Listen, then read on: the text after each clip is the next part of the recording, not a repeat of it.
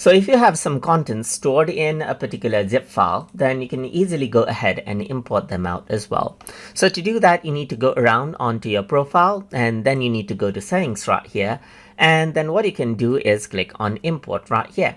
Once you do that, you can go ahead and choose, let's say, for example, a zip file right here. And then let me just go ahead and import out this particular zip file right here and click on open.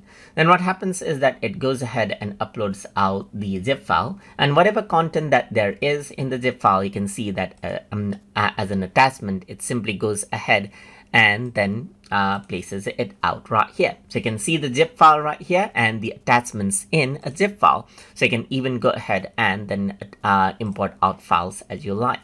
So let's just go ahead on to import, and then I'm going to go ahead and select out zip, let's say for example, and then I can go ahead and then choose, let's say for example, this particular file right here, and then it uploads out the content of that file, and then we'll add it as an attachment to the Notion page right there.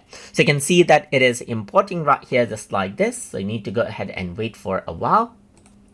And then you can see that this is what you have right here. You got the images that are imported, as you can see right here. And if you were to open that out, then you can see that this is the image and the files right here.